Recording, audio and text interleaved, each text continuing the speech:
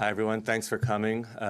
Bonjour mes amis. My name is Yona Diamond. I'm a senior legal counsel at the Canada-based Raoul Wallenberg Centre for Human Rights, led by the Honourable Irwin Cotler, who founded the All-Party Save Darfur Coalition in Parliament 20 years ago. And we are here today to present our findings from our international inquiry into atrocities in Darfur. I co-chaired our inquiry with my colleague Mutassim Ali from Darfur. We released the report a year into the conflict in Sudan, which was conducted with over 30 international jurists, scholars, founders of international criminal courts, presidents of Genocide Scholars Association, and we came to a few key conclusions, finding that the rapid support forces are responsible for committing genocide. These are the same forces that have succeeded to the Janjaweed militias of the early 2000s, who have killed hundreds of thousands in Darfur. And these are the same leaders who have never faced justice or accountability. And so the world is now watching another genocide unfold in Darfur on our watch. And we also found the key external outside actors that are fueling this conflict. In the 21st century, we now can track where arms come from and where the funding, where the political cover, where the diplomatic support comes from. And we cannot say we don't know what's happening in Darfur. We know that the RSF is committing genocide against particularly the Masalit, the Zagawa, and the Fur.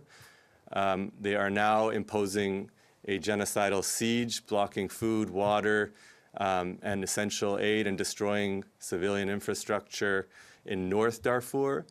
And so we are here today to call on Canada to respond and fulfill its obligations to prevent and halt and stop genocide and intervene in the world's biggest humanitarian crisis. We're talking about 25 million people, half the country in need of humanitarian aid. The projections for the largest famine in decades is unfolding.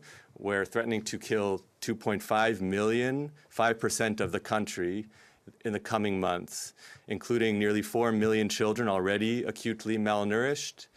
And the numbers go on. It's the largest humanitarian crisis in terms of sheer numbers. And the response by Canada is simply insufficient so far. And that's why we are calling on Canada today to impose the same targeted sanctions against the perpetrators and enablers that other countries already have. Canada has only sanctioned 6 individuals and entities. It has yet to sanction some of the senior leaders of the RSF, including Hemeti, the commander, and their entities that are based in the United Arab Emirates. So we're calling on Canada to explicitly call out the funders and the fuelers of the genocide in Darfur in the UAE. And we are calling to fill that gap in terms of sanctioning those responsible and to support all accountability mechanisms at the international level, including the investigations at the ICC and the International Court of Justice eventually.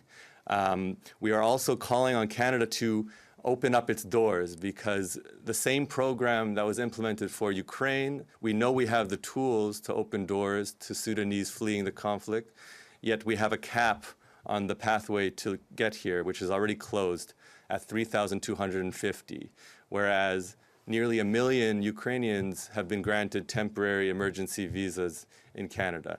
We know that this is just blatant discrimination and that Canada needs to respond to the scale and gravity of the atrocities on the ground. I will now like to introduce members of Parliament, first starting with the Liberals, Ali Assasi, to make some remarks. Thank you so much.